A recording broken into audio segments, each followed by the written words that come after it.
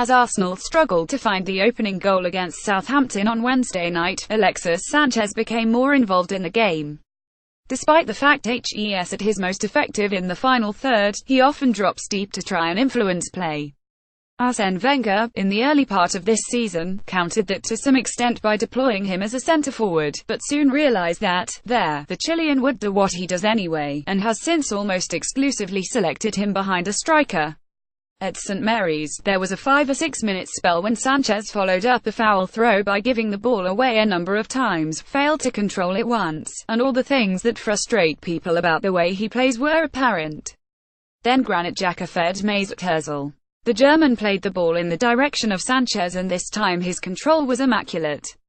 He faked to shoot, left two defenders skidding the wrong way, then fired in his 25th goal of the season. It was light and dark, chalk and cheese, a footballing Dr. Jekyll and Mr. Hyde. And it was yet more evidence that despite his occasional shortcomings, the 28-year-old is the only player in this Arsenal team capable of producing the moments that can win you tight games with any kind of consistency. When you add the 12 assists to his 25 goals this season, it adds up to a significant contribution to the Gunners' campaign. And in the overall scheme of things, the fact that only Thierry Henry and Dennis Bergkamp were involved in more goals in their first 100 games tells you just how important he is, and how important it is that Arsenal keep him.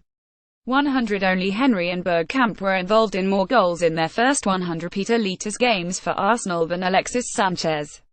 Gunner. Pic.twitter.com /8jfo, Optajo May 11, 2017. It's going to be a tall order, for various reasons.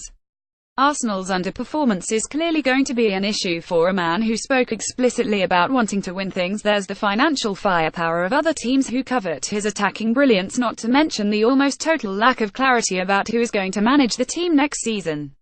However, match winners like Sanchez are not 10 a penny.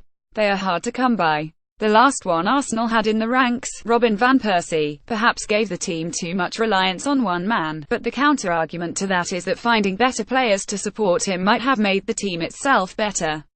As it was, Van Persie's departure came right at the end of the financially restricted era, and this time around the club are in a much stronger position in that regard.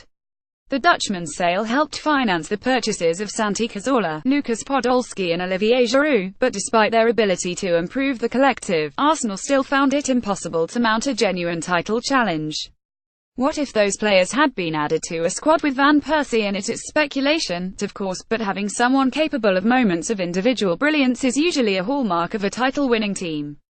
Think back to Wenger's best sides. Patrick Vieira and Robert Perez. The gifts of Dennis Bergkamp as a scorer and creator. And, of course, Thierry Henry in his pomp. It's easy to forget that the Frenchman's feats went beyond scoring goal after goal after goal, and when Mesut Ozil came close to equaling break in the Premier League record. For most assists in a season, it was Henry's record he was after. Back then Arsenal were blessed with more than player who could make the difference, and while we might look back and remember how they blew certain teams away, the reality is that many of the games they won were tight affairs, sealed by a single goal, a moment of magic. Nowadays their issues go beyond a lack of individualistic brilliance, but when you have a player like Sanchez who can change the trajectory of games in a split second the way nobody else can, you have to move heaven and earth to keep him. Because who knows where you find another talent like that. Share this 27,166 Alexis Sanchez, Arsenal, Arsène Wenger.